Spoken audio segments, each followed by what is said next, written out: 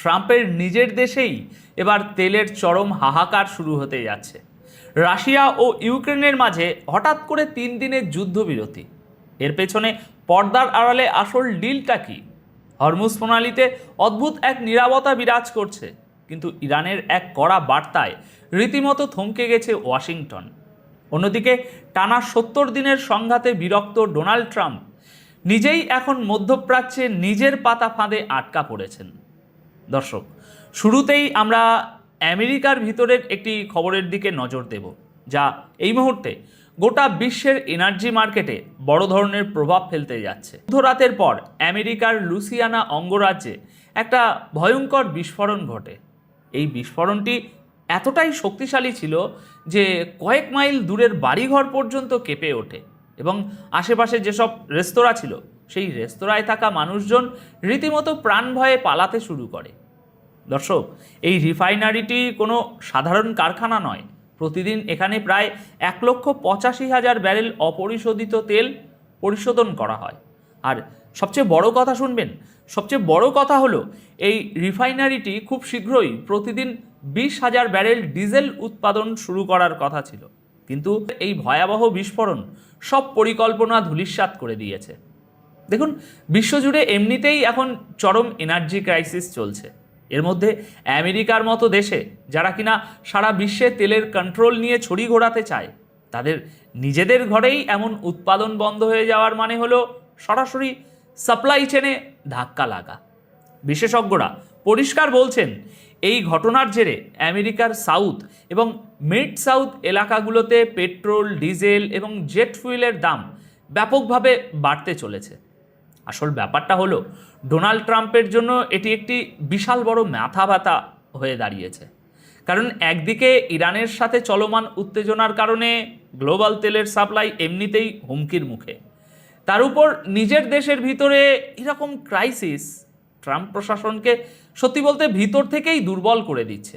এবার আসুন আমরা একটু ইউরোপের দিকে তাকাই, যেখানে একটি অত্যন্ত চমকপ্রদ ভূরাজনৈতিক চাল আমরা দেখতে পাচ্ছি। এই চুক্তির আওতায় রাশিয়া এবং ইউক্রেন একে অপরের 1000 করে যুদ্ধবন্দী রিলিজ করবে। ইউক্রেনের প্রেসিডেন্ট ভ্লাদিমির জেলেনস্কি এটি আমেরিকার প্রচেষ্টা হিসাবে স্বীকার করেছেন। অন্যদিকে রাশিয়াও জানিয়েছে যে ভ্লাদিমির পুতিন এবং ডোনাল্ড ট্রাম্পের আলোচনার ভিত্তিতেই এই সিদ্ধান্ত। ট্রাম্প আসলে পুতিনকে একটি কূটনৈতিক ছাড় দিয়েছেন, যাতে পুতিন কোনো রকম সামরিক হামলার ভয় ছাড়াই নিজের দেশের এই বিজয় দিবস মহা ধুমধামে উদযাপন করতে পারেন। এর মাধ্যমে ট্রাম্প রাশিয়ার সাথে আলোচনার একটা দরজা খোলা রাখলেন। দ্বিতীয়ত, ট্রাম্প নিজের ইমেজ বিল্ডিং করছেন। তিনি বিশ্বকে দেখাতে চান যে আমেরিকার ক্ষমতা এখনও অটুট এবং তিনি চাইলে যে কোনো বড় যুদ্ধ থামিয়ে একজন শান্তি স্থাপক হিসাবে নিজেকে প্রতিষ্ঠিত করতে পারেন।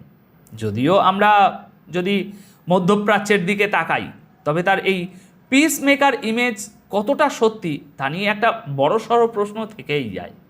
তৃতীয়ত, এই 1000 বন্দি বিনিময়ের মাধ্যমে পুতিন এবং জেলেনস্কি উভয়েই নিজেদের দেশের ভিতরের যে যুদ্ধ নিয়ে সাধারণ মানুষের একটা ক্ষোভ তৈরি হয়েছে তা কিছুটা হলেও কম করতে পারবেন। এখানে আসল খেলাটা হলো, এই 3 দিন আসলে একটা ট্রায়াল রান।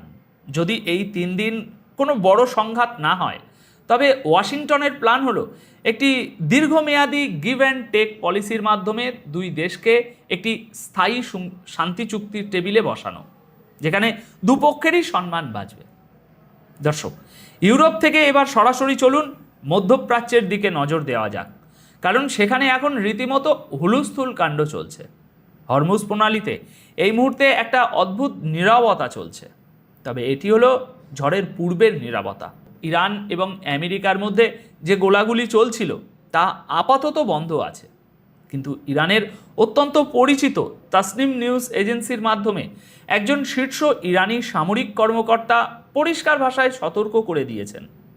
তারা সরাসরি বলেছে, যখন আমেরিকান নৌবাহিনী তাদের তেলের ট্যাঙ্কারগুলোতে নিশানা করেছিল, তখন ইরানি নৌবাহিনী তার উপযুক্ত জবাব দিয়েছে। এখন পরিস্থিতি শান্ত মনে হলেও আমেরিকা যদি ভুল করেও হরমুজ প্রণালীতে পুনরায় ঢোকার চেষ্টা করে বা ইরানের কোনো জাহাজ আটকানোর দুঃসাহস দেখায়, তবে ইরান আগের চেয়ে বহুগুণ বেশি শক্ত জবাব দেবে।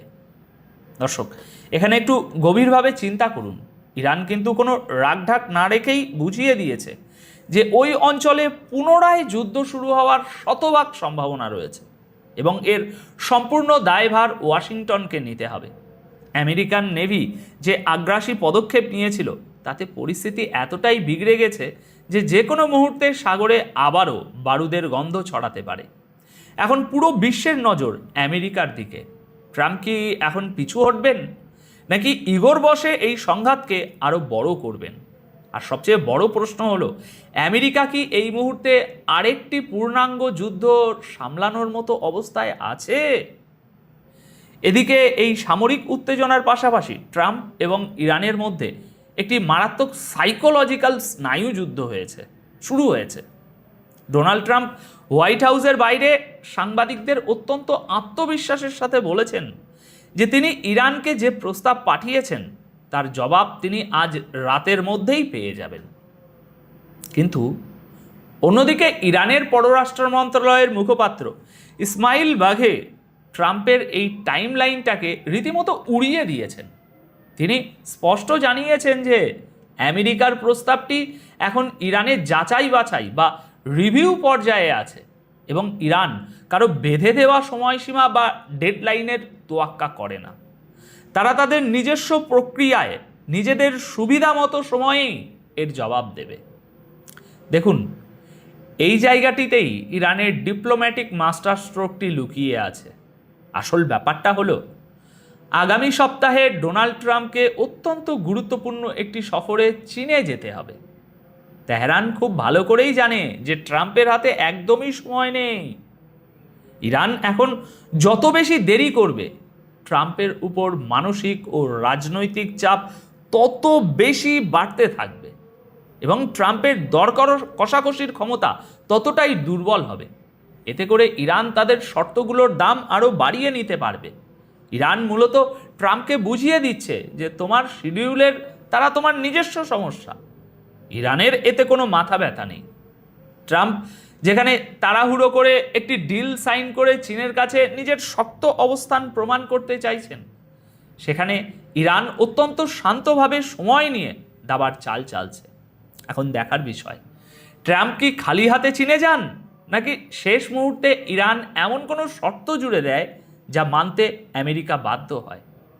এখন এই ভিডিওর একদম শেষ অংশে আমরা ডোনাল্ড ট্রাম্পের ব্যক্তিগত হতাশা এবং মধ্যপ্রাচ্যের একটা বৃহত্তর সমীকরণ নিয়ে কথা বলবো। জগৎ বিখ্যাত ম্যাগাজিন দ্য আটলান্টিকের একটি সাম্প্রতিক রিপোর্ট থেকে অত্যন্ত চমকপ্রদ একটি তথ্য সামনে এসেছে। রিপোর্ট বলছে, টানা 70 দিন পার হয়ে যাওয়ার পর ট্রাম্প এখন ইরানের সাথে এই সংঘাত নিয়ে চরম বিরক্ত এবং বোর হয়ে গেছেন। যুদ্ধের শুরুতে আমেরিকার ধারণা ছিল যে মাত্র কয়েক সপ্তাহের মধ্যেই তারা তাদের পেশি শক্তি দেখিয়ে ইরানকে একেবারে সাইজ করে ফেলবে।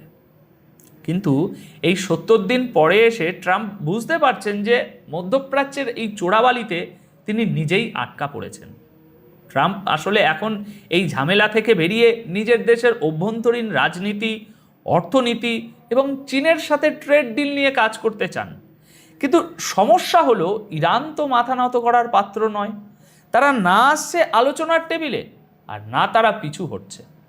ট্রাম্পের প্রজেক্ট ফ্রিডম সহ সমস্ত প্ল্যান এ পর্যন্ত চরমভাবে ব্যর্থ হয়েছে। একজন পরাক্রমশালী সুপার পাওয়ার প্রেসিডেন্টের জন্য এর চেয়ে বড় কূটনৈতিক পরাজয় আর কি হতে পারে? দর্শক, আমেরিকা তার চিরচেনা পেশি শক্তি দিয়ে বিশ্ব শাসন করার যে নীতি নিয়ে চলতো, মধ্যপ্রাচ্যের বর্তমান বাস্তবতা প্রমাণ করে দিচ্ছে যে সেই দিন ফুরিয়ে যাচ্ছে। আজকের এই সামগ্রিক ভূরাজনৈতিক পরিস্থিতি আপনাদের কেমন লাগছে? আমেরিকা কি সত্যিই এখন গ্লোবাল পাওয়ার হিসেবে নিজেদের নিয়ন্ত্রণ হারিয়ে ফেলছে? আপনাদের মূল্যবান মতামত অবশ্যই কমেন্ট করে জানাবেন। আজকের মতো এখানেই শেষ করছি। দেখা হবে পরবর্তী ভিডিওতে নতুন কোনো বিশ্লেষণ নিয়ে। সবাই খুব ভালো থাকবেন, সুস্থ থাকবেন। ধন্যবাদ আপনাদের সকলকে।